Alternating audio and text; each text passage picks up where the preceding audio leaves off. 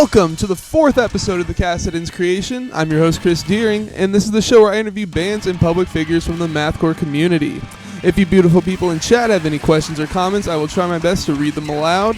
If you're watching this on YouTube or listening to this in your car and have no idea what I'm talking about, this show is first recorded live on Twitch. Feel free to join us at twitch.tv/the Cassidins Creation for the live cast. With that all out of the way, let me introduce our guest, who has released one of the stranger releases this year, Micro Pianist, back in August. Let's welcome Horse Torso. Hey! How you guys doing? Good. Great. Awesome. Good. Yeah. So, Thanks for having us, yeah. tell us who you are and what you do in the band. Here, let's go, Dustin. We'll go from lowest to highest on my screen. Dustin, Andrew, and myself. Oh, I'm Dustin Carlson. I'm the newest member of Horse Torso, and I play guitar. I'm Andrew Smiley. I also play guitar. I've been in the band since this year. I'm Danny Scher, and I play drums and write stuff for Horse Torso. Alrighty. So the name, why Horse Torso? Why do you feel that the torso better represents the band and not hooves or like a cow's tongue? Horse cow tongue. Torso. Horse cow tongue. I don't know. What's your take, Dustin? Actually, I'm really curious. The torso? Yeah. Why the torso? I feel like it's just about the sound of the words going one after the other. If I would guess what Danny was feeling about it. Well, my wife actually technically came up with it. She said it, and we were both like, "That's awesome." So that's how it was conceived. Just out of the blue like that? Yes, I enjoy saying it. Yeah, just, I mean, to be completely honest, I was so stuck on a band name. I was like, God damn it, I hate this part. You know, like, I'm like, I definitely want to play with these people and I want to make this crazy ass music, but like, I don't know, like I'm going to try and come up with something like, I don't know. I mean, like a lot of bands they seem to take like the most unsearchable names, you know, like it's just, Yes. it'll just be called like Floor. Yeah, or Bathe is a recent one. or Bathe, right. So I guess if I had to say that there was any like component that I wanted to make sure was a part of it, it's like it's somewhat searchable. It's not, it's like somewhat of a strange combination of words, you know, if I was thinking from a entirely marketing standpoint. But yeah, no, I mean, my wife said it, we were like, that's amazing, and then that's that. Are there a lot of other horse band names? Horse the band. Oh, there we go. Horse Lords, dude. Horse Lords are sick. Horse I don't know if Lords you is checked them sick. out. Yeah. Yeah. People mixed us up with that. Like they'll try to announce us at a show and they'll be like, Horse Lords, I mean, Horse Torso. There's a lot, yeah. So you Drawing a guys blank, took though. 3 years off from your last release. What were you doing in all that time? How long did it take you to make this one?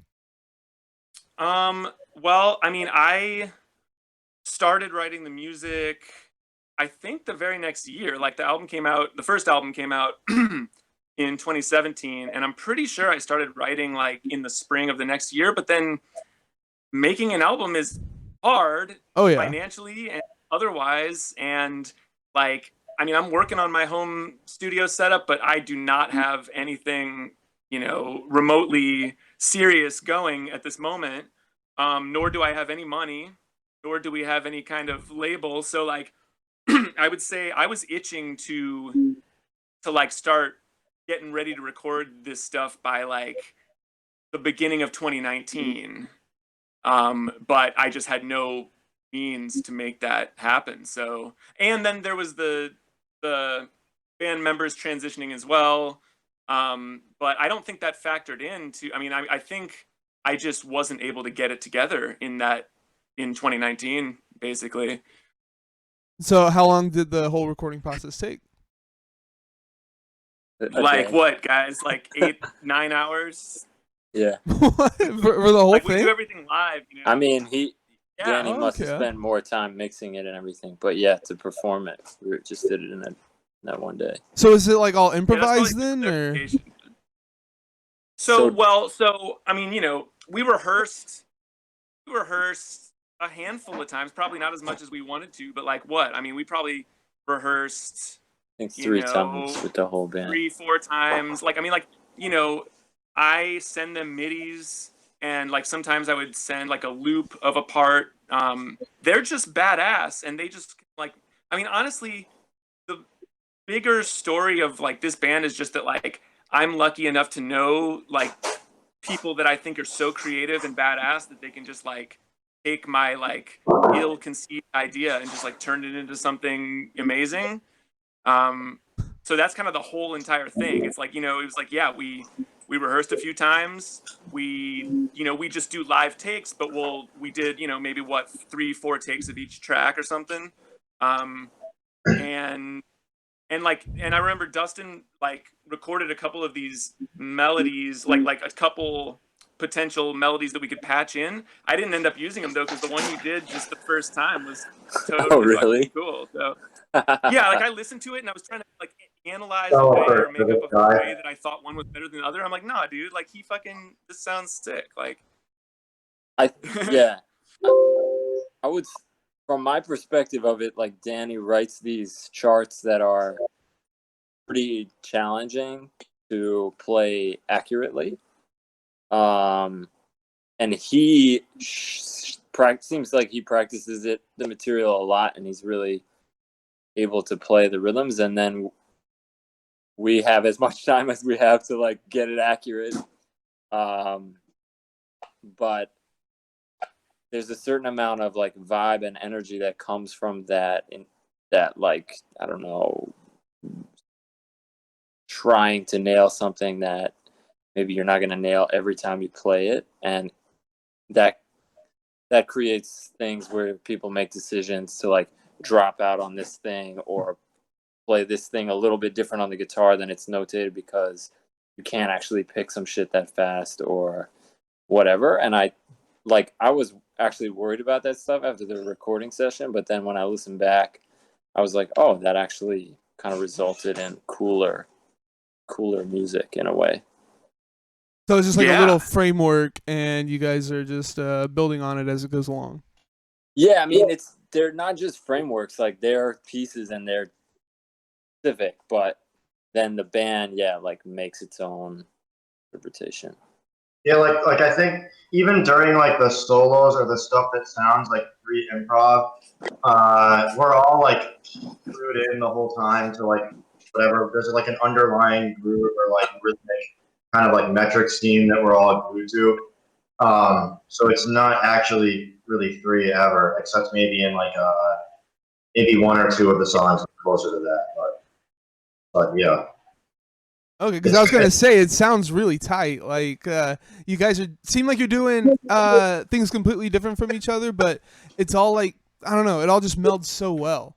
Like y'all are light years ahead of where I am in terms of like writing and stuff. It's crazy, man. When I hear some of the tracks that y'all are doing. I mean, so much of it really is that it's like, I know that where they are going to intuitively take the music is exactly where it should go, and so yeah, it's like we'll have, like we're never really fully free improvising, but at the same time, it's kind of like, all right, if this one thing can stay where it is, they can go as far away from that as they want, and because we, like the bass lines just kind of stay the same throughout, and like even though I will like go over the bar line a lot and try to obscure the time, I'm always just gonna lock myself right up to where the bass line is. So like that's what's fun for me, is just like, okay, I can go back to this thing that we're improvising over, but I can also just kind of like get lost in all the shit they're throwing out there and all the places they're taking it, and kind of play both sides between just, going into no man's land and going back to more of the core of what the composition has or something. Yeah, so I've been jamming your whole discography on repeat recently, and this is definitely y'all's best work. I don't know. It seems like y'all are much more, I guess I guess, jazzy than before. I don't know how else to explain it. Like before, it seemed like y'all were a little more locked in with each other, and this time, like I was saying, it seems like everyone's doing something different, and it all just melts together somehow. Like I don't know how else to explain it, but I was listening to it, and I'm just like, man, this is what I wish I sounded like. Like it's awesome, man. I love the whole jazzcore vibe. It's so good, so good. Thank you. Thanks. Yeah, Dustin and Andrew, like, I'm interested on your takes, like the difference between the first and second albums. Smiley, you want to answer that first or me? I can go for it, sure. Well, I think like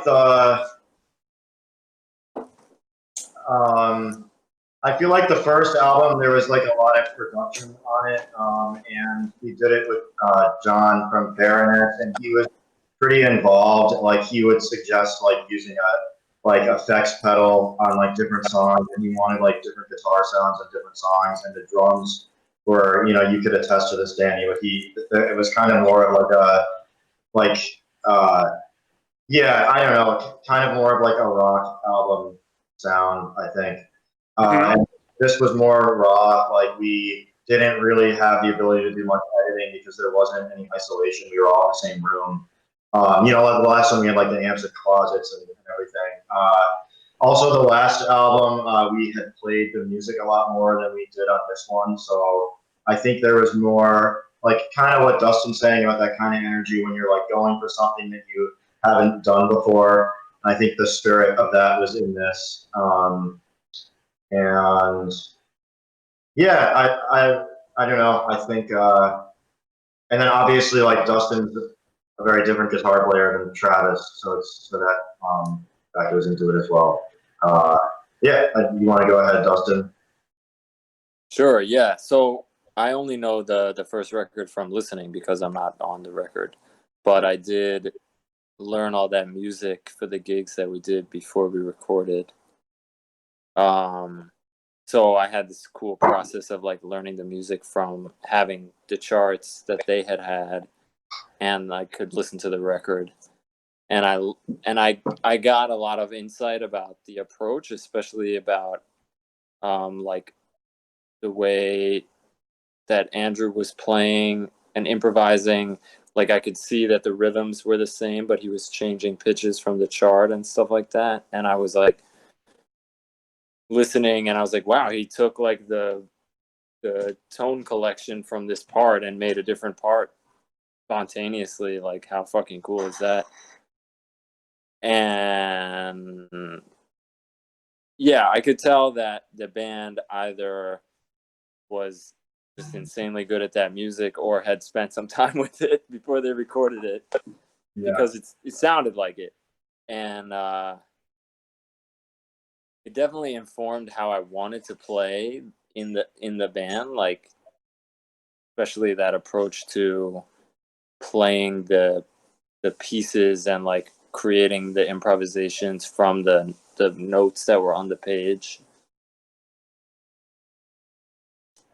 I feel like also, I mean, it's inevitable that you guys are gonna sound different with a different person in the band, but also it's like a few years later and everybody has been playing every day, Right, you're just better over time.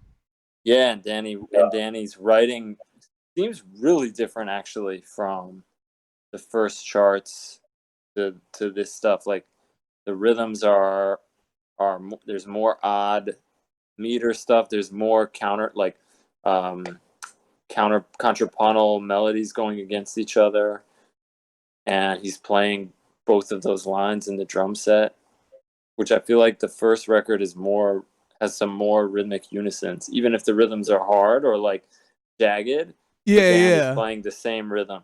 That's what I'm saying. Yeah, it sounds so much different just because of all the different like rhythms and stuff happening. I'm not as up on music terminology as you guys are, but that's how I explain it. Yeah, I feel like if I could sum it up in one sentence, like the like material is more like intricate on this one, but the sound is also more raw.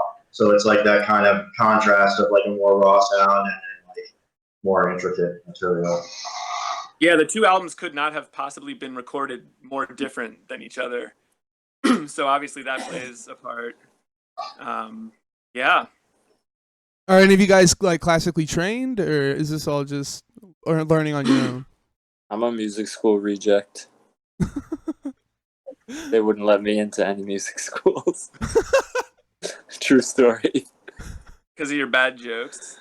Yeah, No, because I what couldn't is read. your- I don't even know what your musical training background is, Dustin. I don't think. I my friends had a punk band in their basement when I was in middle school, and I went home after I heard them play and found my dad's guitar in the attic and just was obsessed from that minute. And then, yeah, I had teachers and I learned jazz and I wanted to go to music school. I did get into some, but none that I thought were good. So I didn't go to music school. And then I started playing with people who did go to music school and just like tried to fill in the blanks. Like, oh, wow, these people really seem to be reading music better than me. I better work on that. Or like, you know, these people know a lot of jazz songs. Let me like go memorize a lot of jazz songs, whatever. Yeah. What about you, And then Andrew? Smiley. Kind of in a way similar to Dustin. When I got serious about playing the guitar, it was when I was like 15, 16. And in high school, I was really into jazz guitar. And I had like a teacher in my town that was a really good player. And then I went to music school briefly, and it didn't really work out for me.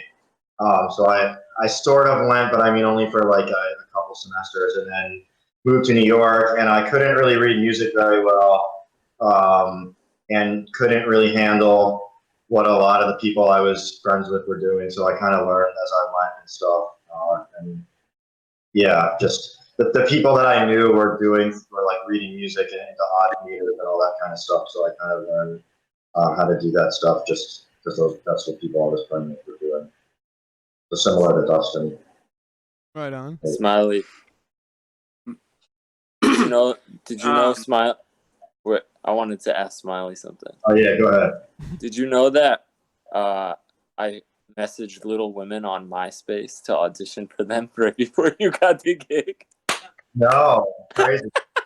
How do you know that Ben For quit? context, My friend had gone to high Smiley's school in with this. Ben. Well, actually, Oh wow, that makes sense. It's Westchester. Yeah. Yeah, and he was like, "You should check out this band, dude. They're crazy." Oh, cool. Yeah, I've dude, never heard of him that's before. still a band. Is that What? still a band, Smiley? That is we have not broken up, and it's possible we will do more music later on. Little Women is a band I was in. We recorded an album in 2010 and 2012, kind of like aggressive, so a little kind of similar to Horse Toast, honestly, in the like general scheme of things, but like guitar, It's drum. legendary shit. It is. Oh, I'm a writing the name legendary down right band. now. I'm gonna check that out after this. Cool. It's like Yeah. hard to find. Like, where would you even find it, Smiley? Like, There's a YouTube is band. like, If you could, I would Google Little Women Throat, or Little Yeah, Women Throat. or two albums. Throat. Huh? yeah, Throat. Throat like your throat. Okay. I think that captures the spirit of the band. I would listen to that first. I listened to Throat, and then there was this guitar player, Ben Greenberg, who's a really amazing guitar player who was in the band before I was in it. That's what we were talking about, and then that's crazy, Dustin. I never knew that. I'm surprised I'm learning that now for the first time. It's like all I wanted in my life was to be in a band like that at that point in my life. Well, for what it's worth, I was roommates with Travis the Plant, and I don't know. I was just friends with him. I realized it after we did this recording, and I was like, "Sweet! I finally fucking am in a band like that, man." Oh, dude, I Smiley. can't even like be on a comparable level. Yeah, that shit was some raw ass shit. I remember there's a clip on YouTube. Did you guys played somewhere called like Red Room or something in Europe, maybe? No, Red Room's in Maryland. Yeah, this is Oh, Baltimore. why did I think it was... Okay, there's some video on YouTube and it's really sick. It just because it's in a fucking red room, it like makes it more intense. Like, but it's like super fucking killing. So Bobby from 30 Seconds Go wants to know who comes up with the song names, or if it's a collective, how do they come up with them, like All Is Fair and Love and Guar and Jerry Springer's Spaniel Day Lewis? Amazing names. My favorite one is Boom Boy by Foop. That's all Danny. Yeah, I come up with all that. I stole most of those from comedians though, because I love comedy, and it taps into a similar place for me that like music does. So it's definitely an homage. Boom Boy by Foop is Titus Burgess playing Titus Andromedon on Kimmy Schmidt, which I highly recommend that show for anyone who has not seen it. And even if you don't like the show, like, to not like Titus, it's like, I don't want to know you. Yeah, and then like some of them are from Reno 911. Like I Was Murdered is just like Terry. They just like pull up on Terry and they're like, "What's wrong, Terry?" And he's like, "I was murdered." And then like, Jerry Springer Spaniel Day Lewis is me being an idiot. I was just probably like super high or something, being like just putting words together. And same with All Is Fair and Love and Gore. I kind of feel like that's how a lot of the and bands in then- this genre put their names together, is just, get really high and see what happens. Yeah, I mean, like, because honestly, like, I don't know.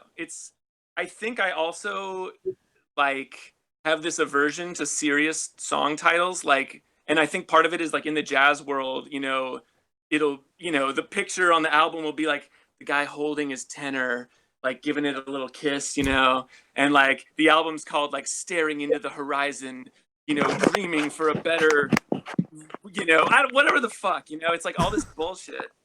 And so I'm just like Springer Spaniel Day Lewis. I don't know. But the only one that does kind of have an interesting story to me is like, it might just be interesting to me, but like, so this guy, this is not my kind of guy. I took that from a line in Seinfeld. But then I later learned that it's originally from the Buddy Rich tapes, which is basically just recordings of Buddy Rich on his tour bus, just like ranting and raving and cussing people out and talking all this shit. And like one of his band members just recorded all of it. And apparently like comedians know about these tapes, and it's like a thing that they draw like, jokes from or whatever. And like there's this whole video of Seinfeld just like explaining like how comedians like love these tapes because they're ridiculous. So apparently that's where that's from. That's great, man. That sounds like it's worth a listen. Yeah, The Buddy just- Rich just- tapes. Yeah. I'm gonna check that out. Dude, after 10 I gotta minutes, look you're it like, up. fuck this guy. Like you're an amazing drummer, but like I don't even really care about you. Like you just sound like a prick. Like I don't know. That's my take on it, but Yeah, but people being crazy is what music's all about, man. Everyone was getting paid a lot more back then than they would now to put up with it, something like that too. yeah. Well, he was Die Hard. He was like, you would seriously die to be in someone's band, like fucking like Captain Beefheart, Like those people were like, seriously, if this is how I die, like if I get abused by this guy, like it's worth it. Like if I get to lay down a few albums with this dude, like I can just be tortured by him, and it's like totally cool. Like I have a lot of respect for that. But- that one artists where jazz movie, I forget the name of it, but where they're pushing the guy really hard on the drums. Huh? Yeah. Oh yeah, Whiplash. Yeah, Whiplash, exactly. Yeah, that's what I was thinking of when you mentioned the Buddy Rich tapes for some of those scenes. Oh, right? totally. Yeah. Totally. I wouldn't be surprised if they stole some lines from that. Yeah. Just want to remind chat, you guys can drop questions and comments anytime. I'll read them aloud. So let's move on to influences. This stuff is insane. Where's it all coming from? I'll go first and let them take over, just because like I think my writing influences might be very different from what the music sounds like. But at the same time, like I know that sensibility is deep within like the improvising of everyone in the band. Personally, I studied jazz. It's a part of my understanding of music. It's something that is sort of, I think, just become part of the fabric of like the lens that I see music through. But my favorite band is Sonic Youth. My favorite, like the most inspirational music to me is sort of dissonant, ominous, nihilistic everything. So, you know, and I think that's part of my well, the reason that I like heavy music, a lot of heavy music, but like, Sonic Youth, Glenn Branca, like Lydia Lunch, that kind of stuff, like Flying Lutenbachers. As far as like an aesthetic, um, that's that's at the core of where I'm coming from. But then like yeah, the other stuff it totally makes its way in there. I love. I mean, really, a lot of drummers are great composers, and I really don't think it's because I'm a drummer. It's like I think it's some kind of coincidence or something that I really love a lot of composers that happen to be drummers. Jim Black is one that I think I definitely sort of take some like borrow some inspiration from and take some ideas from. John Hollenbeck is another. I've definitely like the idea for Farm Pit from the first album is totally taken from like a John Hollenbeck idea. And Sweet song then name, but then by it's the way. just, what's that? Sweet song name, by the way.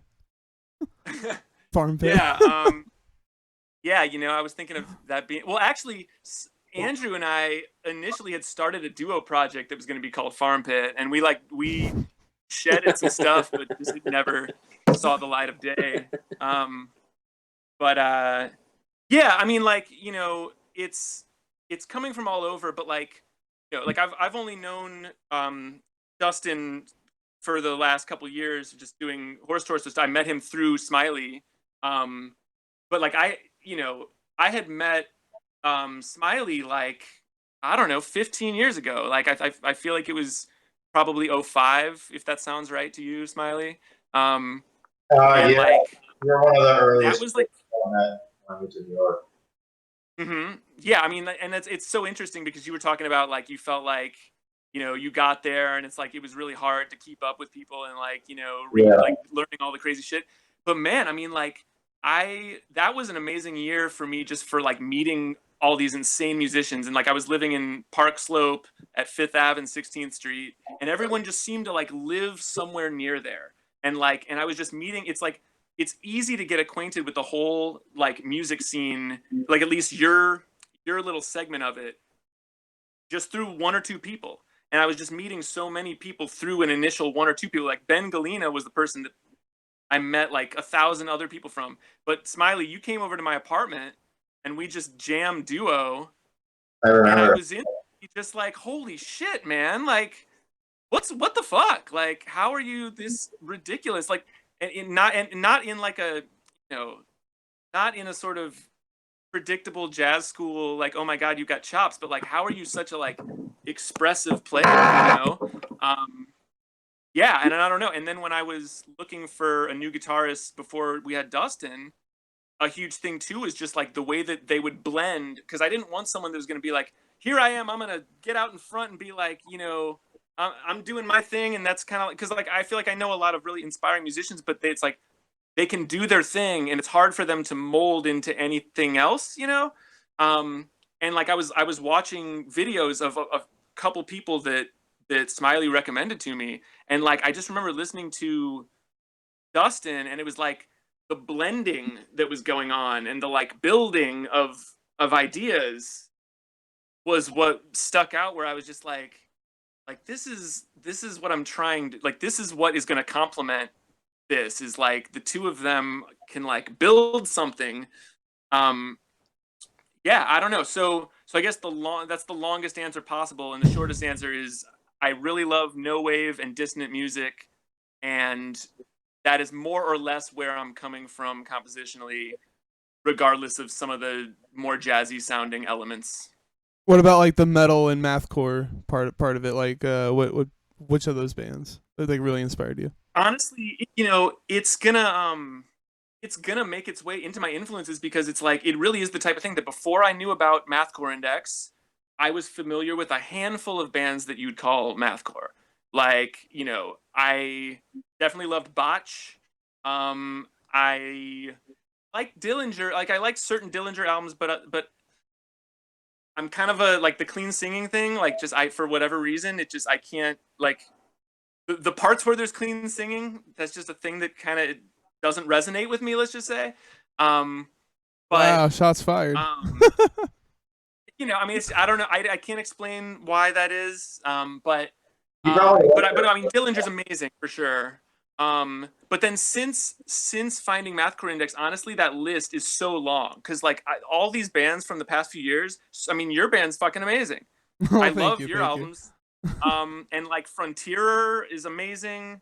Noises is amazing. I mean, this year alone, so much shit came out that was so sick. Like, yeah, like Under the Pier, Fawn Limbs, all these bands that I never would have known about, Hell yeah. So I think maybe in future releases that stuff might start to seep its way. Some of those concepts might start to seep because I mean, if you look at my Spotify right now, a good percentage of it would be those bands, So who knows what that'll do to my writing in the future. What about you guys, Dustin and Andrew? What are y'all's influences? What are you guys bringing to the table? You want to go first? Oh, I guess I could go first. I feel like,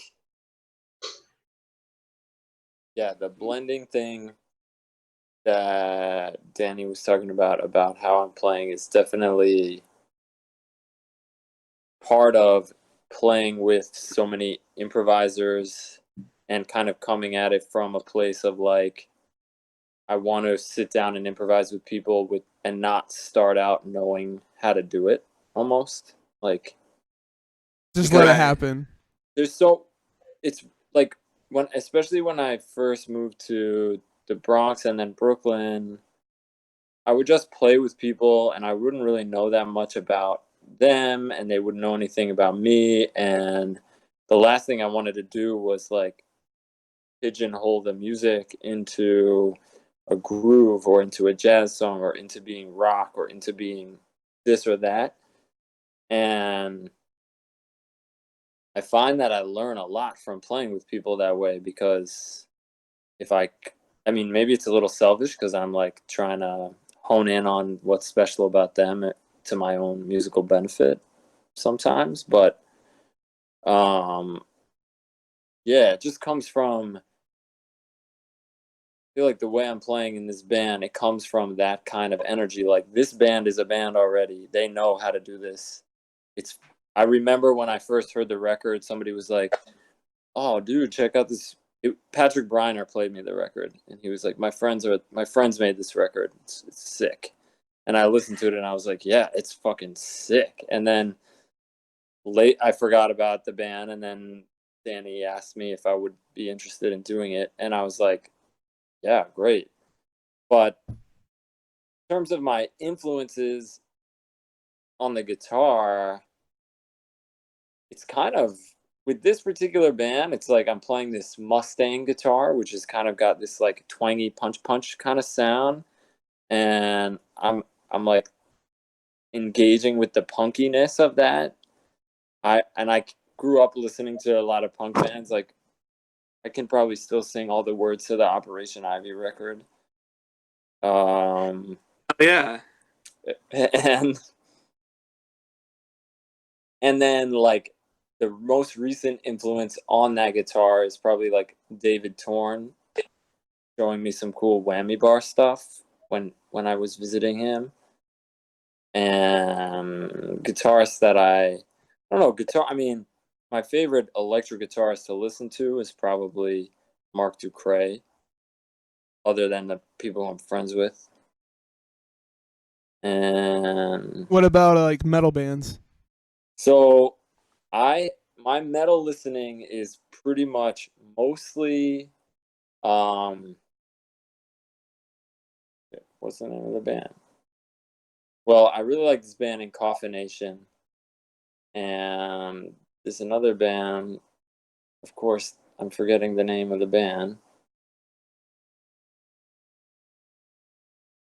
So you're not much of a metal guy then? You're more here for the jazz? I don't love I mean lately I've been listening to a lot of flamenco music. Okay, all right. He had to like master flamenco music like in some short amount of time. I mean, I'm and, trying like still.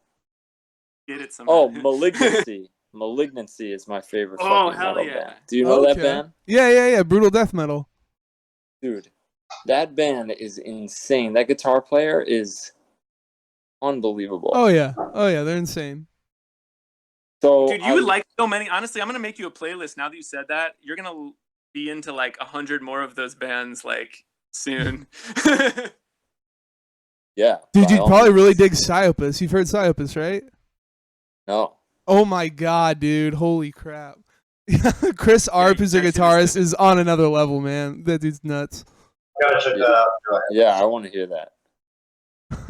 I can't believe you haven't heard that. Yeah, check it out, man. I kind of get into these obsessions and I go really deep. And right now, my obsession is with Spanish guitar music. Oh yeah, and that like opens up a whole other viewpoint of music. So it like I don't know, brings a different color to the music than someone that's just listening to like the metal and stuff like that would bring. That's badass. Cool. What about you? I guess I could call you Smiley. What are your influences? You can call me that. So when I was a teenager and first getting serious about guitar, like I was saying in high school, I was listening to a lot of jazz guitar, and at that point, I was pretty closed-minded and only wanted to hear like straight-ahead jazz. Yeah, everything else was for losers at that point. That's amazing. And then like senior year of high school, I started listening to free jazz, and then got into My Bloody Valentine and like early Sonic Youth. And that kind of like steered me permanently away from just wanting to do straight ahead jazz. And then, yeah, I feel like I'm really influenced by the people that I've played with and people that I've seen play that are kind of like close to the scene that I was in New York. There's this band Extra Life that had a big influence on me.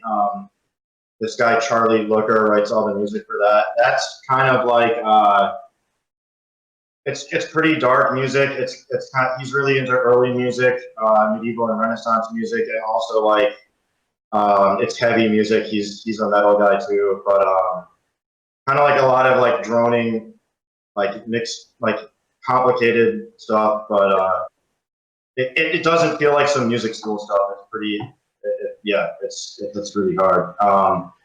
And I got really into U.S. Maple and Aragon Radar, and kind of like there's like kind of like the no wave thing in like the 70s and 80s, and then those bands kind of like took it to another level. Yeah, I mean, I listen to a lot of different music.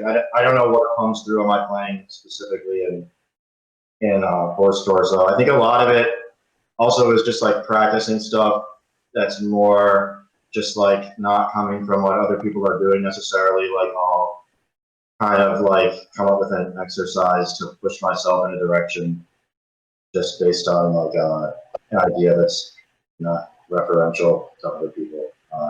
I don't know. And then, yeah, as far as metal goes, I've been checking out recently a lot of like lo-fi black metal. I don't know. And yeah, I feel like I've checked out a lot of metal, but there aren't a lot of bands where I'm like, that's not shit.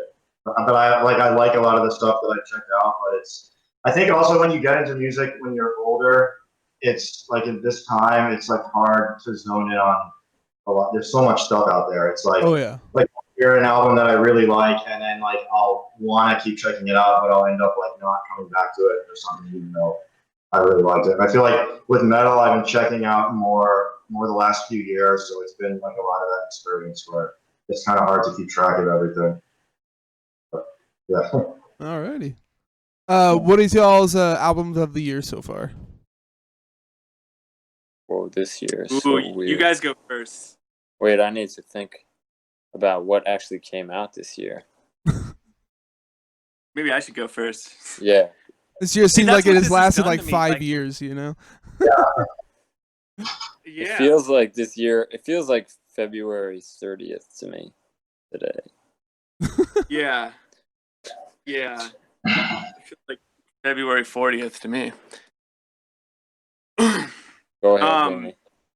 Well, yeah, I mean, like, back to the fact that, like, now that I not only am, like, leading a band and, like, have sort of a network of people that have a common interest, you know, that coupled with Mathcore Index, just, like, because now I'm just keyed into, like, where to find all these new releases, and now it's, like, there's just, like, too many. And especially since that, even though I've been listening to a lot of that lately, it's still like a small percentage. I mean, like the overall total of stuff, you know, I'm still listening to a lot of bands that I would kind of consider more no wave. But I mean, yeah, I'm also thinking like, what year did shit come out? But certainly, the Under the Pier album, the new Fawn Limbs album, the Floral album, from earlier this year. I mean, if anything, I'm worried that I'm going to leave out a lot that I like too. But I'm really excited for the Terms album. Do you know about Terms, Dustin and Smiley? It's Mm-mm. it's the guy from Yowie. It's Chris from Yowie, and then this drummer Danny. I can't pronounce his last name. I don't think correctly with a P. Who's a fucking amazing. It's a duo. They're on Skingraft. They're putting out an album soon, like I think in a week or something. So many. I mean, like honestly, so many. Too many. Like when we're done, I'm gonna be like, fuck, like this and this and this. Because there's Right. probably ones that I downloaded and listened to 10 times over a span of 2 weeks, and then and I like consumed it as fully as I could, and then I like moved on to other stuff. But yeah, I don't know. Did that Shimmer album come out this year? That was 2019. 2019. Yeah. Shimmer's awesome. I love Shimmer. All the Shimmer albums are sick. Yeah. And then I think I'm thinking of stuff from 2019 now. Like there's the Glenn Bronco one right before he died. That's probably 2019.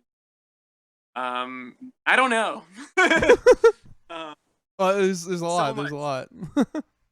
So much good. No, I mean honestly, too much is the problem. Like, and I realized too that I filled up my phone. Like usually it's not, music isn't the thing that takes up all the space. But then I looked at it the other day when it was full, and I'm like, oh, these, like I have too many drum clips and shit. And it's like, no, like I looked at my Spotify and it was like taking up like half my phone because it's just too much. And now that I don't commute, that's the other thing. Is like I used to listen to music when I drove. Like that was like my process. Like I listen to music when I mow the lawn. I listen to music when I used to drive to go teach, which now I don't have to drive to teach, obviously. And that was my time to like consume, and now I don't really necessarily do it as much. But yeah, there's, I mean, so much shit. Dustin, you all right over there, bud? Lost your video. I'm trying to check if something is Rip Dustin. I'm trying to see if something's was actually in 2019 or not. I know. I should have like laptop set up or something too. I don't own a laptop. What? You don't own any laptop, even like a Jesus. shitty like a. I have a laptop. You want to see my laptop? You guys are gonna like this, all you folks watching. Let's go on a journey.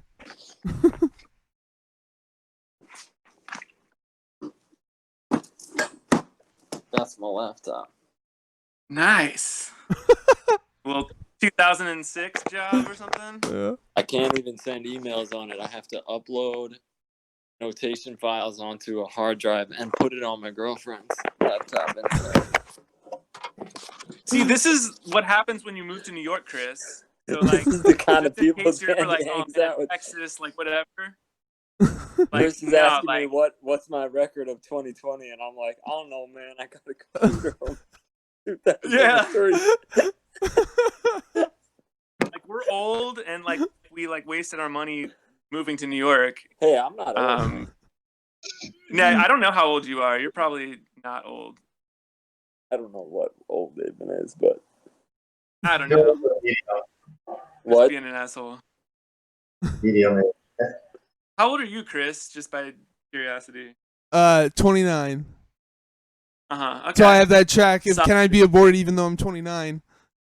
Oh, that's right. Oh, I should have remembered that. Right, that's in your fucking track. See, you're someone that also has sick, insane song titles. So I'm sure there's a similar thing. I've noticed that's big in the mathcore world though too. Like people like there's some really amazing song titles going around.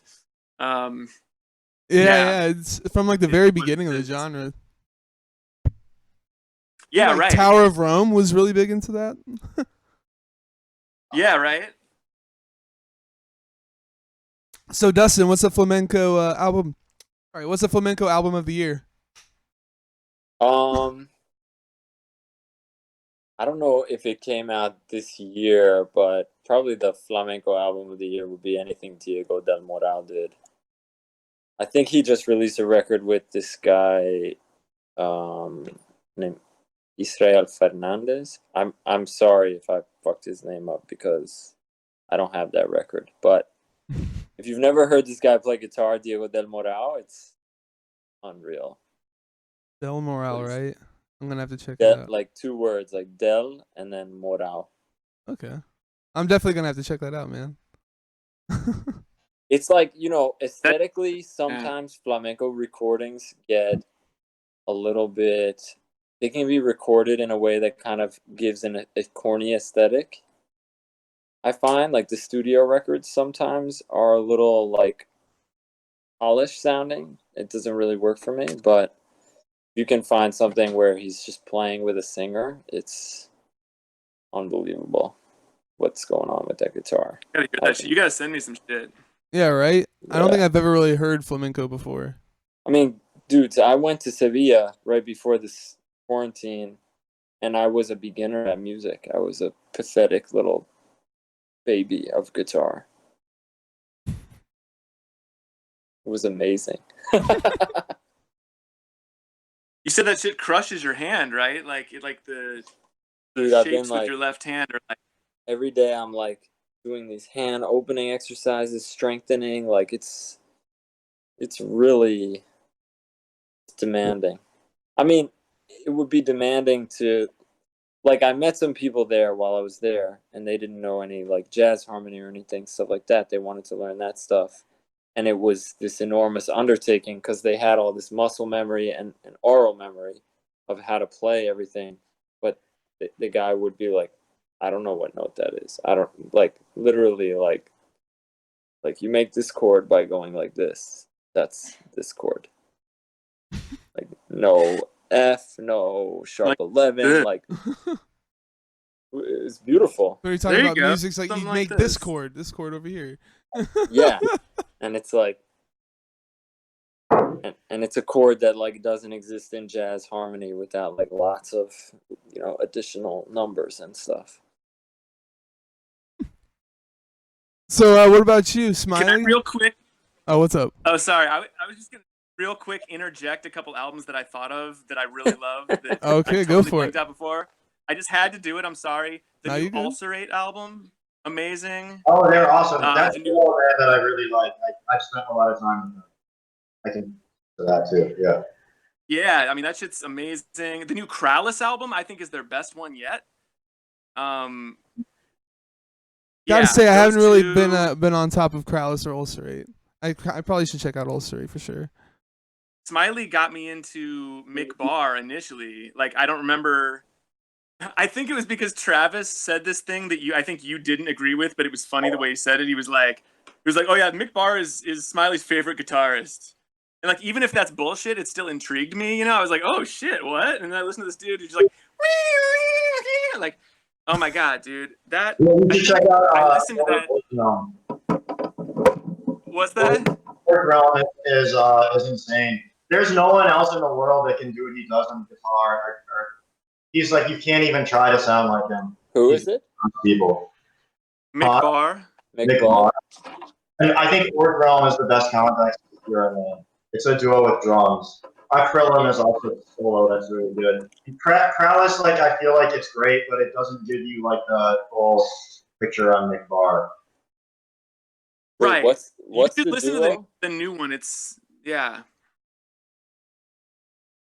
What was the duo? Which band is the duo? Fourth Realm. ORTH THRELM.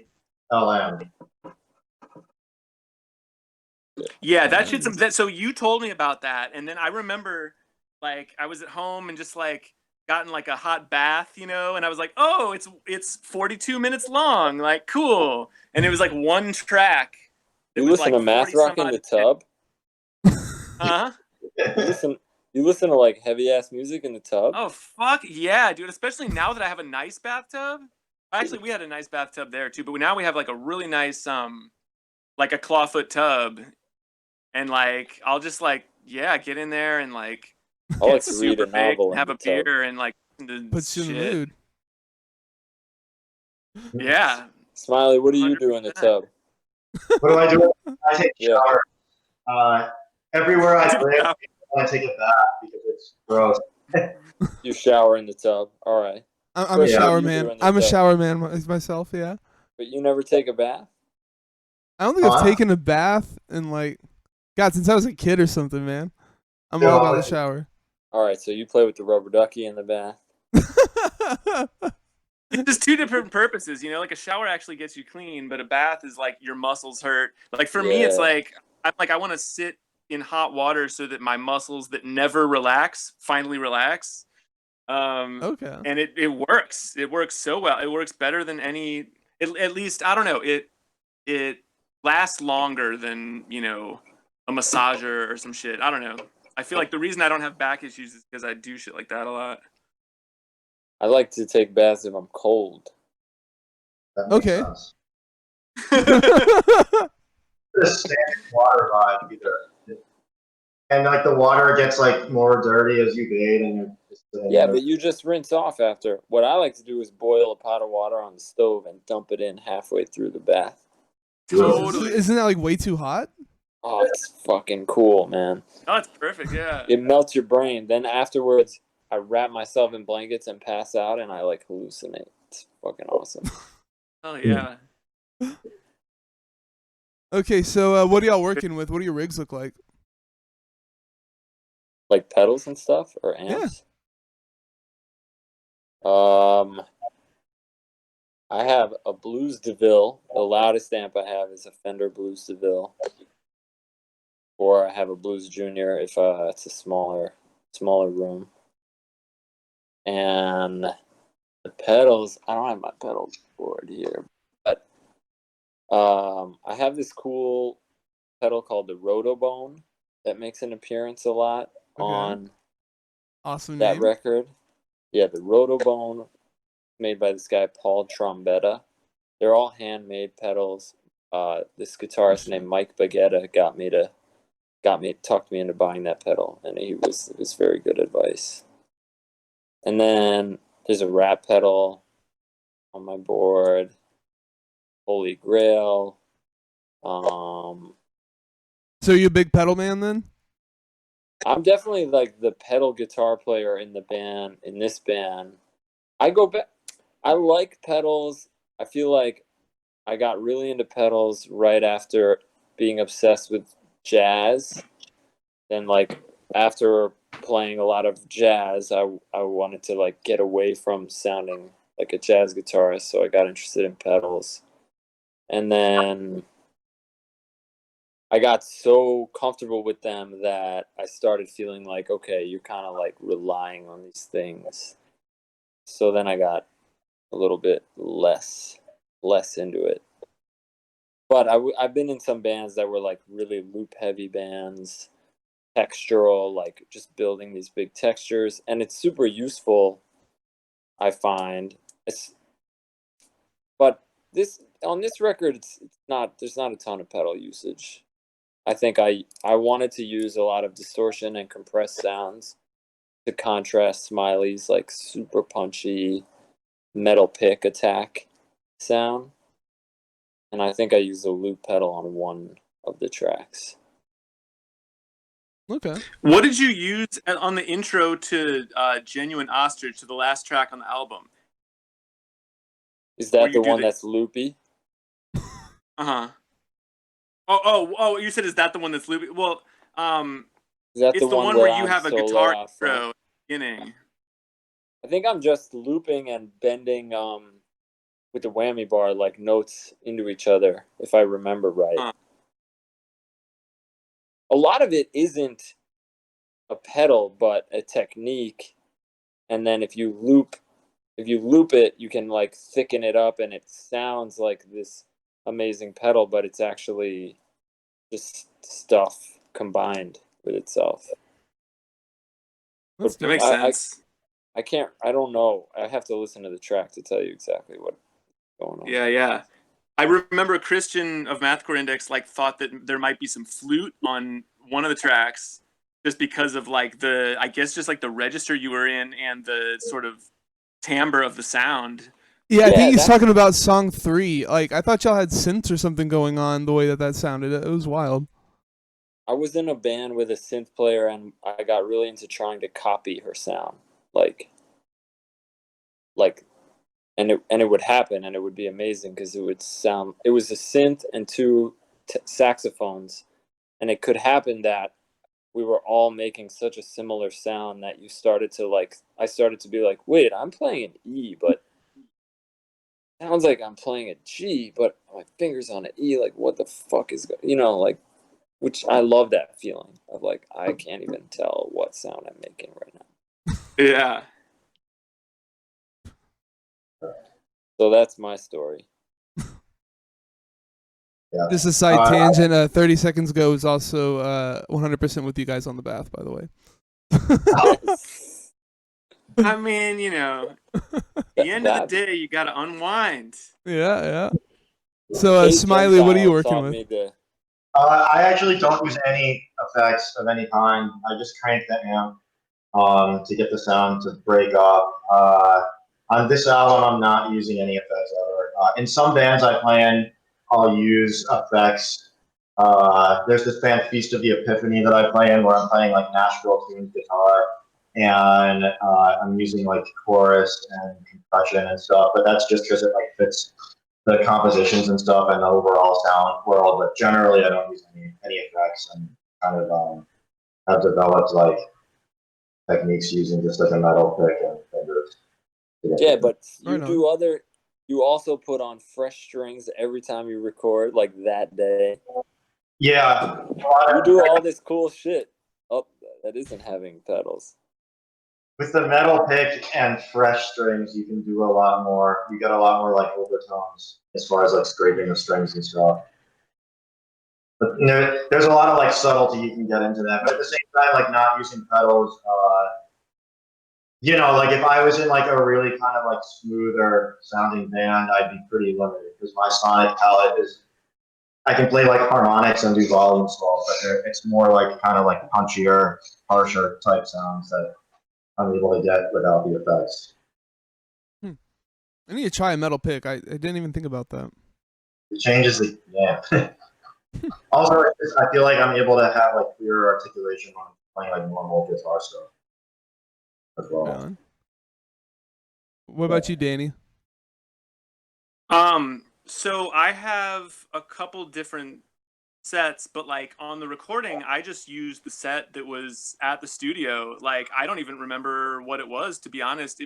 I mean, I used my snare drum and my cymbals, which is kind of like that's already the approach. Like when you're in New York City playing gigs, like drum sets are abound. They're at every club, even if it's a really shitty dive bar. There's like a bass drum. There's just like hardware and a bass drum.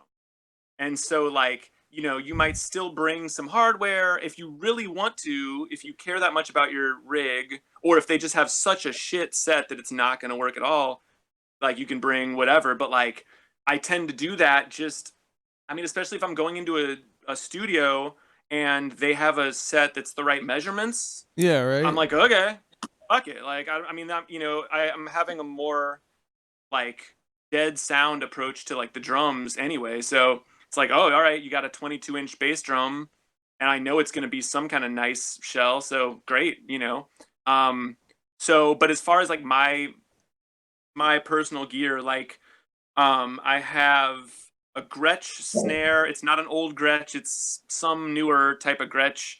I'm not a huge gear guy, so like even the wood is like I think it's probably mahogany, but I'm not positive. I use that on almost every recording. Now I also have a Ludwig.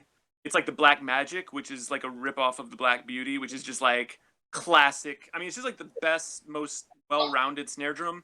I played one at a studio one time and was just like, holy shit! Like I need this so badly that I could do whatever I want with this. So I used that on the album, and I used a Bosphorus ride cymbal, and I have Sabian HHX stage hats that are just really loud and really clear. And let's see, and then I have like Sabian Explosion 18-inch and 19-inch crash cymbals. That's actually a thing. Like this kid I grew up with, kind of a piece of shit kid, but like amazing drummer. When I was like, in 8th grade or something, had just this great kit, and he was kind of a gearhead, and he had like, he was just talking about how like every cymbal is totally different. So even if you have the exact same cymbal, exact same measurement, they're totally going to sound a little bit off tone wise from each other. So like I kind of took from that. Something with that resonated with me, especially because I don't really like to use bright sounding cymbals for rock. I mean, really, I don't like to use them that often, period. But like for this kind of music, I don't really want like a 16-inch crash. So I got an 18-inch and a 19-inch Sabian Explosion crash, and I use it for everything. And then, but then back to the gear that I have, like the set that I use for almost everything is from a drum shop that no longer exists. It was in Times Square.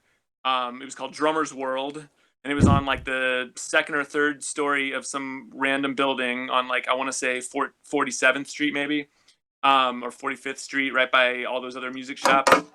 They made custom sets for really cheap, considering that it was like they had like they would do like a one that wasn't maple. I don't know what the other wood was, but maple is like generally like twice as expensive as any other kind of shell, and this was like $100 more or something for maple shells.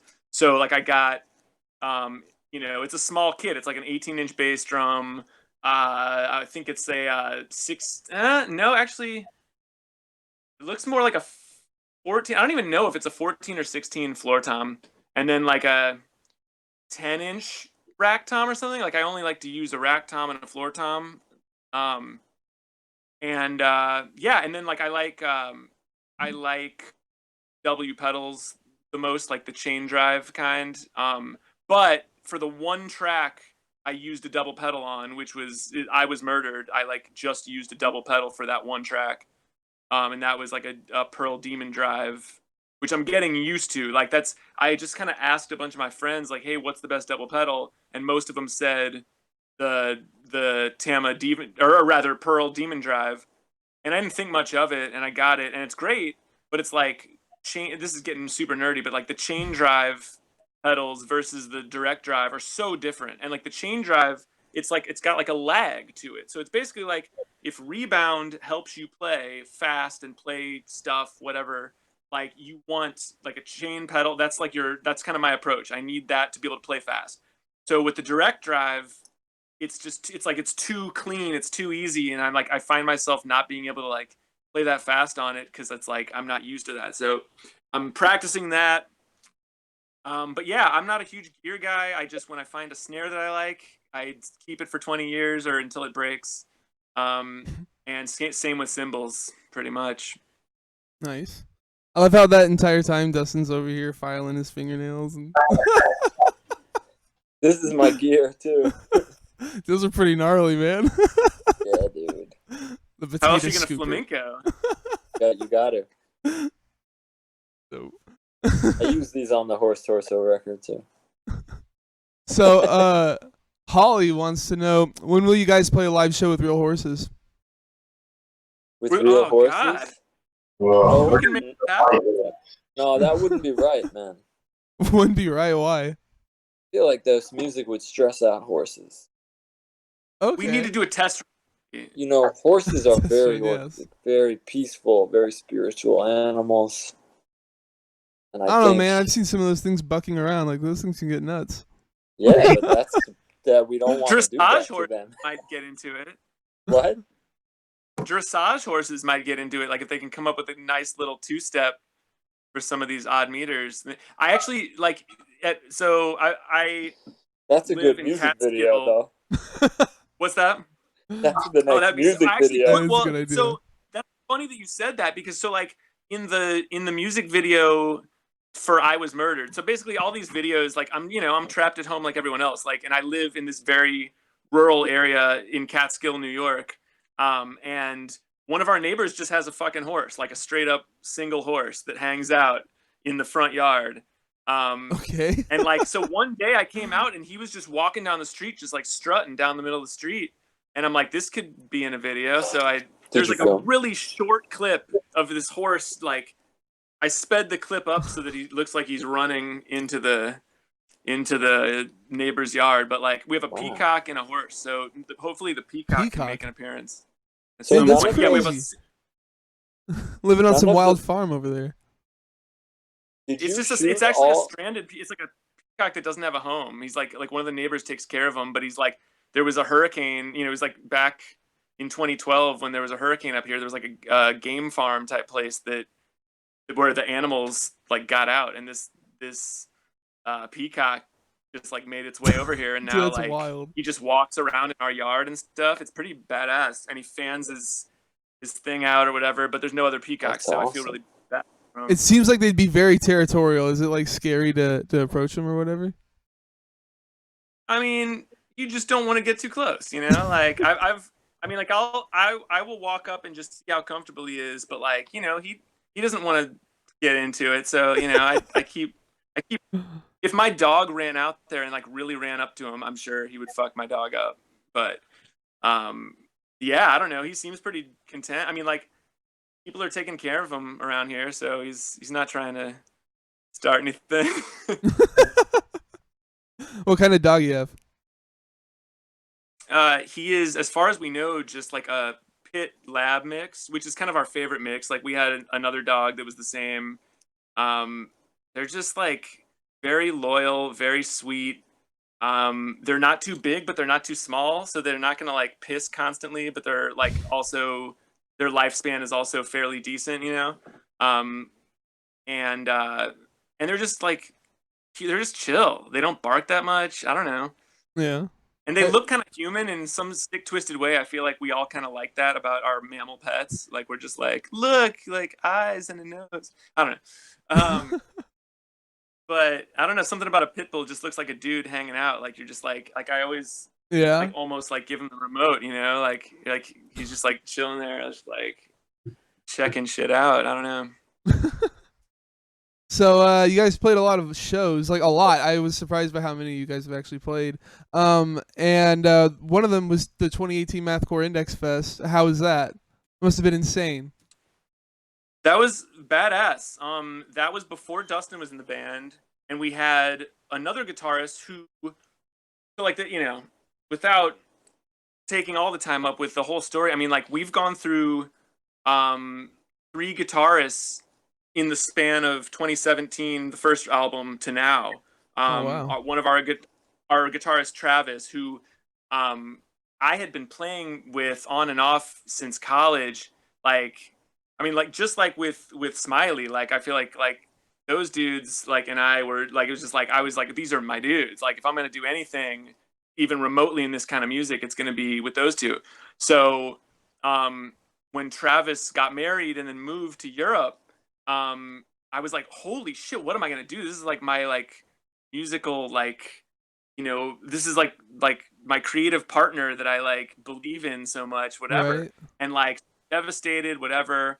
And Smiley's like, oh yeah, like I got this dude Will, he's like sick, I play with him in all these bands, like he would be perfect and he would be like into doing it. And I'm just like, whoa, that was fast. And also, what? Holy shit. And it was like a seamless transition. Like he's like the nicest guy ever. He came into the first rehearsal with like shit memorized, like I mean just like a beast, just amazing. And so he was the one with us on that gig. And that was, I mean, like, we were the odd band out. So that was my main takeaway, was like we were the only instrumental band and we were the only non-mathcore adjacent band, if nothing else. Like, not obviously not every band would fall under mathcore, but like we were the only like. I mean, I think y'all are mathcore. I mean, At and least that's adjacent. and to me that actually like means a lot, just because like the place I'm coming from may or may not relate to these other scenes, but at the same time, it like, I'm inspired by this shit. So like when communities that might not appreciate what we do decide that they like it, I feel almost like a part of me almost feels like I like got away with something. Like I'm like, oh cool, like you want us to play at this? Okay. Heck, like, So they approached you didn't approach them? To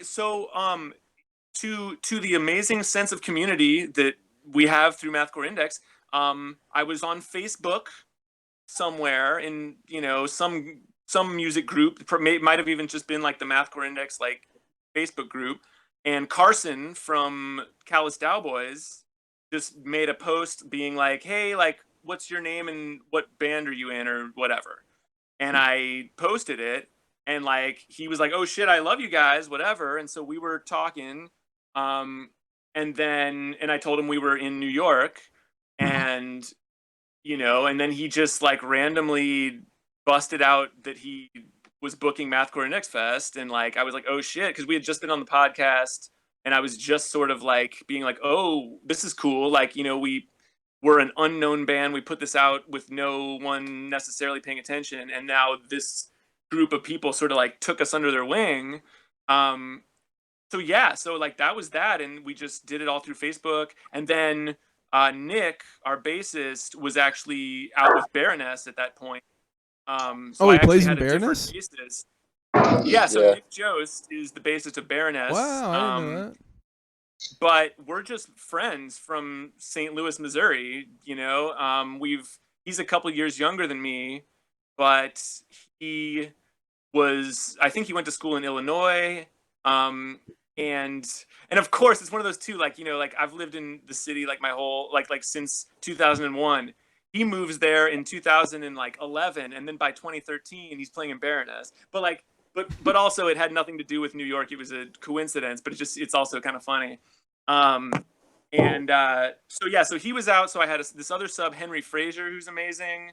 And that's just another example of like someone that's just sick that could just show up and just like fucking just pick it right up, just like kill it. So that's who was playing on the fest. Yeah, and then a full year later, Will also moved, and the same thing. Smiley's just like, yo, this dude Dustin's sick, like you should hit him up, and like he would, he'd be into it. I'm just like, what? Like, because I go into a mini panic. Like when I lose a guitarist, I'm like, oh, it's over. Like I can't. There's a lot of bands where they lose a member and they can't find someone. Yeah. Oh, Especially for this style of this music, kind right? Yeah, it's really hard to find someone. Yeah. It's a testament to the community in New York. It's absolutely insane. Even now with all the like bullshit that's going on, like even now that New York is just becoming gentrified and sort of losing a lot of its like artistic, core, it's still there. I mean, it's still insane how much talent and amazing like visionary shit is happening. I don't know. I think people are getting better at music across the board, though. Yeah. Yeah. I think, yeah, like the level of what people, because I think even though I despise a lot of social media and like how rapid things are with music and releasing and everything, like,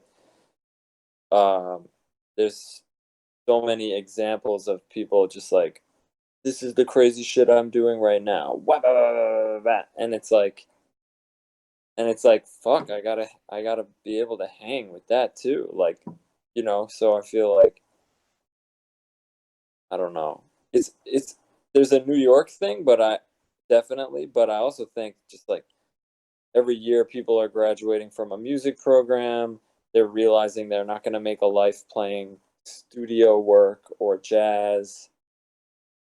And they have crazy skills, and they're just like, well, I guess I'm going to do something creative because there's no industry for me to have a standard education to apply anyway, you know? Guess I'm joining a mathcore band.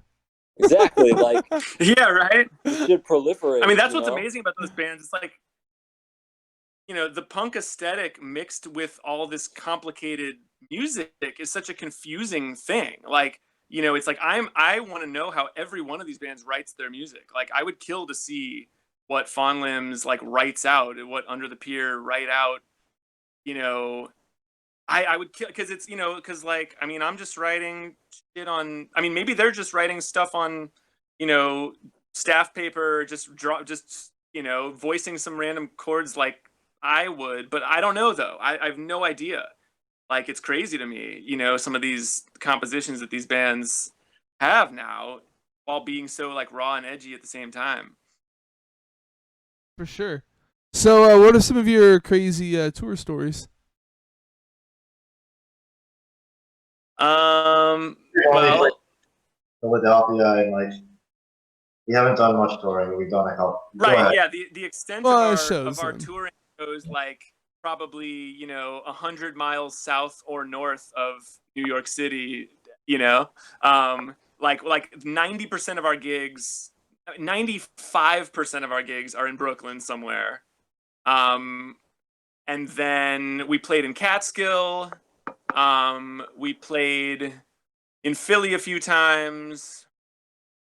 We played in Jersey to like 0 people. That's probably a pretty funny story where it was like we went to some all ages place called Boone Tunes in Jersey, in Boonton, New Jersey, and it was Jesus. like I forget how I got asked to do it by like, so, you know, this is where the age thing gets weird because it's just like, all right, it was like it was you know, it was just a bunch of like kids and their friends playing at this like all ages spot that was like a, you know, BYOB, and these kids aren't even old enough to drink, so like whatever, like they're like going outside and like having their sneaky like beers and shit, and like, and then I was like, okay, this is weird, but like we're supposed to play right in the middle because I knew it was going to be weird, so I'm like, all right, you know, if we can have a slot that's right in the middle so that at least it's not totally abandoned in the audience for this shit. Yeah. And then right before our set, because the place was packed, we walked in and it was packed, and we're like, or at least I was like, okay, great, like this could be a thing, like maybe we'll sell some merch, whatever.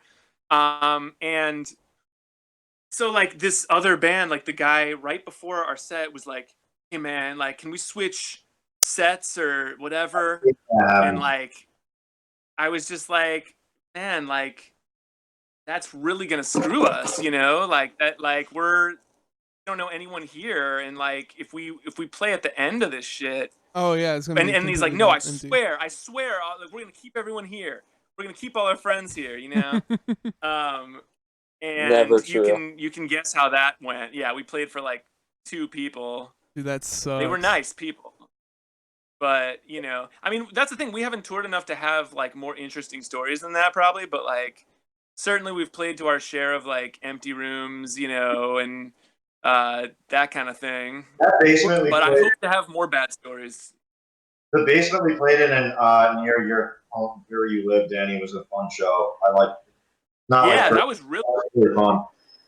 I don't know. Oh, that's right. I forgot about. Yeah, we played in Yeah, that was New fun. Paltz, like a college town north of the city, and it was the venue was called Nacho House, Nice. and that was all ages. But that was the type of thing where everyone was there to support music. Like you were not in that place unless you were there to like support like chaotic DIY music. Like that was that was it. So that obviously that kind of environment is great, you know. It's similar to like Mathcore Index Fest, where like everyone here is here to like support this shit and like is into this shit, and like, you know, those kind of shows. Like I mean, any day of the week, I'd rather do a house show that's like got, you know, 40 people packed into a basement, you know, than whatever, like some Brooklyn venue that like is kind of cool and kind of not cool, and you know, no one would be there if not for the fact that we were playing there, and they don't want to be there anyway. Agreed, man. House shows are the best. So much better than actual venues. Yeah, by far. So does Nacho House serve nachos? They didn't that night, but like I'm What? sure they It's could called make Nacho that House. work. Yeah, I know, right? Like Seems like the point. I maybe in the back of my mind I expected that, but like, no, it was just. You I mean, think they that would pay town you in is really nachos, chill. like, you know, little tip would be extra Right? cheese on top. Yeah, right. I mean, I would have taken a little side of that, you know, like, but I mean, like that. That's the thing is like, yeah, you're gonna sell more merch at those shows, absolutely, without a doubt. Like that's if you're gonna make more at that kind of show You're than talking about a trying to house book show? some big. Yeah, totally. Because like people, it's like I mean, and maybe that evolved, and maybe that's not the same with every type of genre, but like it really felt that way at that show, and like the other band, like Bangladeshi was on that. Do you know Bangladeshi? Never heard of them. That's a crazy band. They're a duo. Yeah, they're sick. This band, Multiple Bird Strikes. Yeah, like that was. I mean, it was all crazy ass bands. You had to be an insane person to want to be seeing any of those bands. So, like, I think whenever that's the case, like that's why. I mean, I never ceases to amaze me like the crowds that aren't completely turned off by us. Like we opened for Meth one time at St. Vitus. Um, that was great.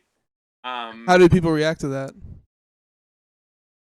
It's good. You should on YouTube. There's this hilarious video of it because it's like you can only see like the stage and like the dude, like the two dudes in the very front, and this dude is like looking because it's kind of like it sums up I think what a lot of people are doing in their head when they're listening to Horse Torso. It's like he's like looking at it, he's like focusing, and then some crazy part switch or something happens, and he just goes like he just looks away like, oh, man, fuck, like it just like disorients people. Like they're trying to find.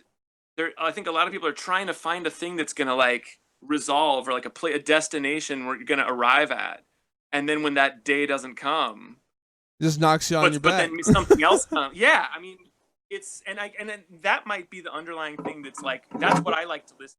Like Horus Torso is kind of just based off of like what are the components of things that I would want to listen to, coupled with the main thing for me with composing, which is like I need the musicians first and then I get ideas. Like I'm not inspired just random walking around, but like if I have a group of sick musicians that have a very certain approach or specific style or whatever, all of a sudden I get all these ideas like, ooh, I want to hear them play this. Like what if he played this and he played this?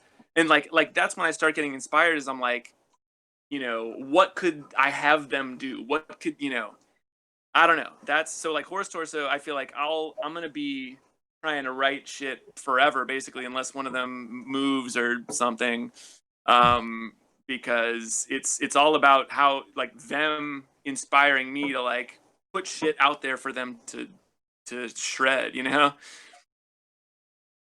So I gotta ask you guys, why no vocalist? It feels like nothing's like missing from the sound, but you could definitely add a little something if you had a vocalist. So why no vocals?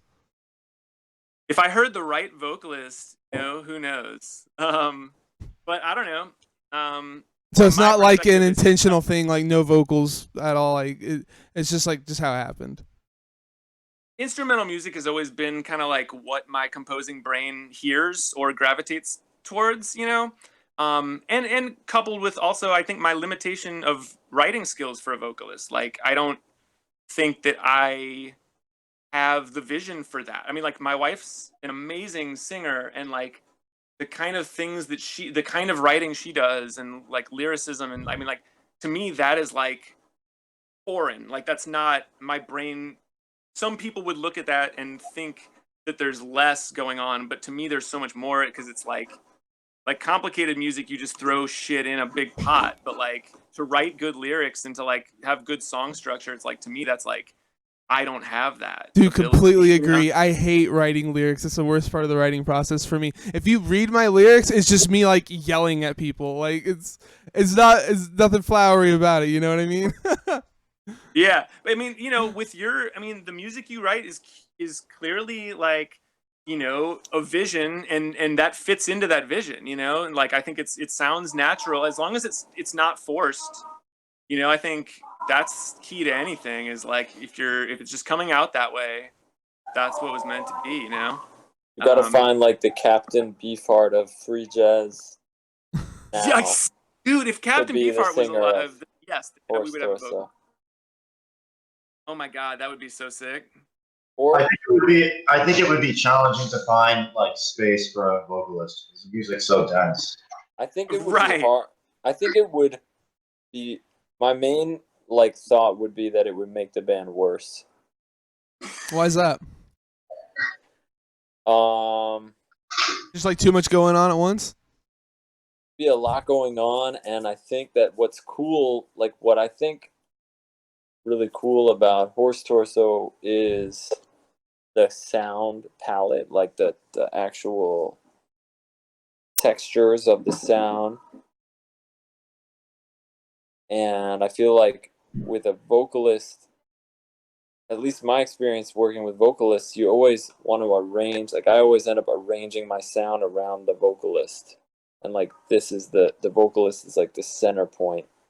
And I feel like in a singerless band, it's like we're kind of all able to be like here or here depending on like the feeling of the moment in the music. Gotcha. You feel it's more freeing not having vocals. Yeah, and it can deliver, like we can deliver these rhythms or these like harmonies, and it can be about that. Like it can be about the rhythm and the harmony, or the like even the moments where there's a melody on top. I feel like it's not really generally about that melody. Like that melody is like a part of this texture. And when there's a singer, my ear always is just like the singer is like the thing that's like in the cutting through part of the music. Right. I like how there's no lead instrument really with Horse Torso. Like Yeah. I guess in some instances, because I play drums and also write, that there's things that are geared towards like the drums being a focal point. But like, you know, back to the blending, it's just like I like that people are like, wait, I don't know. Like someone might be like, how many guitars is this? I can't even tell. And like who's playing what, and which part is part of the core melody versus harmonizing something. I mean, like Right. I like the ambiguity in that, and like the Rorschach test quality to all of that. Like and I think that that's going to be not that it's there to be helpful, but it's going to be helpful in that because it's a Rorschach test. If you have a certain, like if you're from the mathcore world, there's something in there that you can find that will, resonate with you as mathcore, which I totally understand. If you're not from that world, you're from more of a free jazz, background or a no wave type of thing, like you can hear that influence, and if you don't know shit about any of that stuff, but you just hear notes and stuff flying in your face, like, I mean, like, I like that element of it too, of just like, if no one knows what it is, then on one hand, we won't get any benefits from any scenes. So, okay, that kind of is tough, but also, there's no like preconceived notion or like thing that someone's expecting to get it, they're either going to love it or hate it. Probably. I think it's probably somewhat hard to be neutral. Yeah, probably. Like there's a lot of ways to think that we suck hard, and maybe only a few to say that we don't. But like, it's hard to put it on and just like tune it out. I think for something to be neutral, it needs to have that quality to it.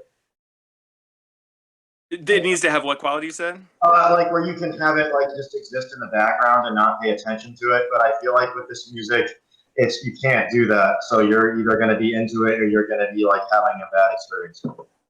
Right. Yeah, absolutely. Yeah. Agreed. So I saw y'all had CDs for the last one. Are y'all doing CDs and stuff for this one? Yeah, so this is actually my first announcing of this. I don't have an actual firm date yet, but we're gonna have an extremely limited vinyl pressing of 50 copies. Oh, okay. That's through the same label that put out Wolf Who Cried Boy on vinyl, which is Equation Conspiracy, which is like a brand new label. And yeah, I mean, so perfect example. to me because of the Mathcore Index Fest, because this guy who was starting a label, like, kind of was combing through the bands that were listed on that fest, and that's how he found us. So like the last album, he did 100 vinyl, and then another label, Pattern Recognition, did cassettes. I don't remember the total, but like I still have a few of those. And then that so Equation Conspiracy did vinyl and CDs, and then Pattern Recognition did cassettes. And so now Coup Sur Coup is doing cassettes, and Equation Conspiracy is doing the vinyl. So that should be happening around December, like I think he said around Christmas or New Year's.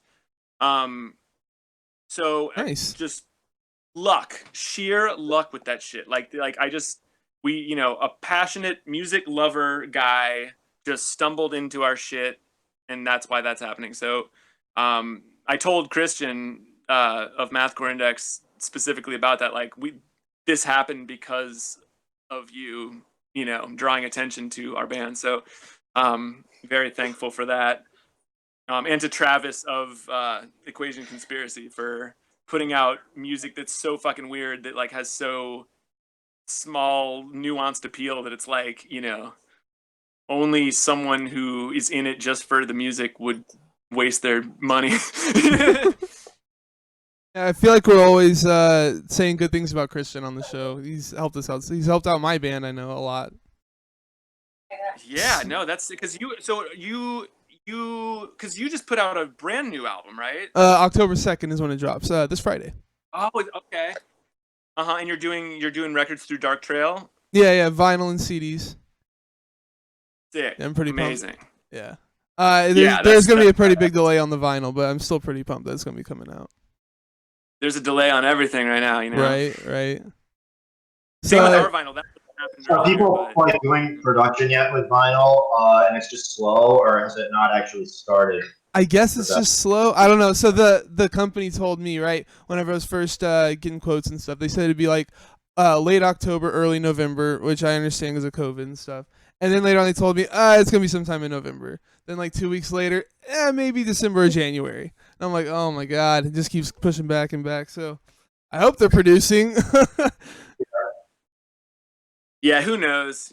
Life is up in the air. Like, I'm just glad it's happening. Yeah, it sucks that we don't have any we can't get band photos because we can't be in the same place. We haven't been in the same room since the recording. So it's like, when I'm trying to do, it was already hard with photos because I had a couple photos from when our original other guitarist was in the band, Travis, and then I had separate photos from when Will was in the band, and then we never got any photos with Dustin. So it's like I just took a picture of myself in my front yard, like I have the artwork, and then the back of it is just me standing there holding a laundry bag. You should Photoshop a picture of all y'all, cut out the faces and just Photoshop y'all together. I thought about it. I think at one point I asked them to send me pictures, but they didn't. So. Well, it would have been kind of weird. Is there anything else you guys wanted to plug? I'll let you guys take that one. Yeah, I would love to. Just my website has links to most of the recordings that I've done that I'm really happy about. It's andrewsmileyguitar.com. Okay. I don't think I need to spell that out. It's phonetic. Oh, your name's actually on the screen. So just Andrew Smiley, guitar.com. Yeah. Thank you. Dude, what are those couple? Didn't you do a couple recordings though that came out in the past couple years? Well, I have one of my main things I do is solo music for guitar and voice, and it's I have one album that came out in 2017, and then there's another album I recorded before COVID that I haven't released yet, but people could listen to that. It's streaming on SoundCloud now, at least for now, and I'm going to release it at some point. But I'm most happy about that of anything. It's called Blooming as Life Norm, and you can check it out on my website. And there's a bunch of other shit too below that. So, yeah. But it's kind of like all. I just did that today. Like you saw, all the recordings, so on the website. Alrighty, well, I think it's time to wrap this up. You can drop my channel a follow so you always know when I go live. Find me on Facebook, Instagram, Twitter, YouTube. YouTube folks, if you liked this video, please drop a like, tickle the notification bell, press the subscribe. If I get 100 subs, I can have a custom URL, so I don't have to drop a link. It's just a bunch of letters and numbers, which would be pretty awesome. Check out my music, The Sound That Ends Creation, dropping a new album this Friday, Memes, Dreams, and Flying Machines through Dark Trail. And thanks for being here, guys. Hope you had a lot of fun. Definitely. Yeah, thanks so much for having us. Thanks for coming. And thanks everyone for watching and listening.